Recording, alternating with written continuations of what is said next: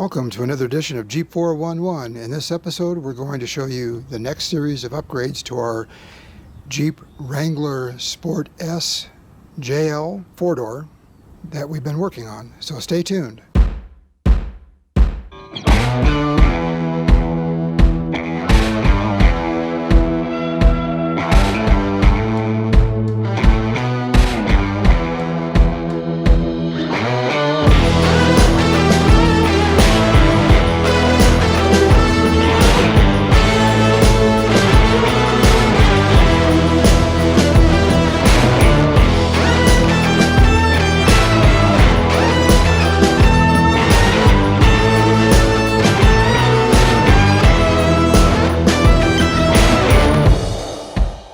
We installed a rugged ridge rear bumper, which was actually a pretty easy install.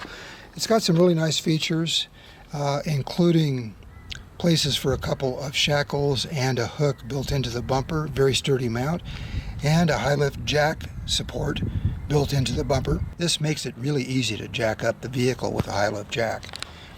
It's got a nice cutout for the tire, and we could easily run a 37-inch tire on this.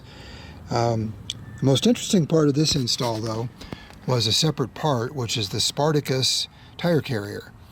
And the Spartacus tire carrier, again, was a pretty easy install. Had to take a few pieces apart to get it. But the nice thing about this is that this tire carrier comes with hinges that are much stronger than the stock hinges.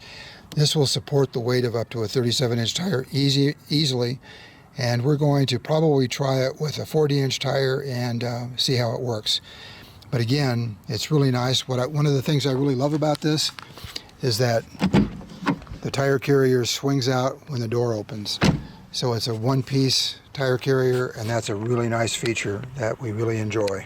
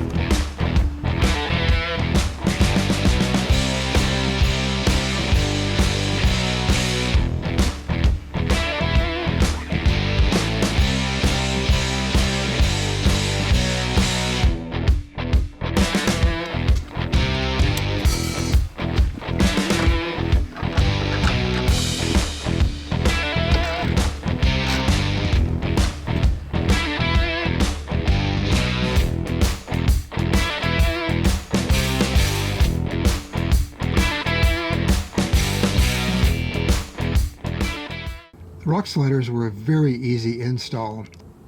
There are 3 locations along the pinch seam of the body that the rock slider comes with studs that go into those spots.